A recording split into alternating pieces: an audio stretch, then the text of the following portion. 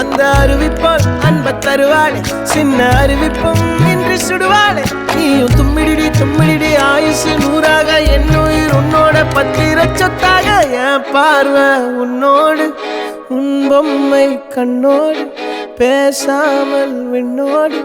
நாம் மிதந்து போவோம் காதாரா அடியாளோ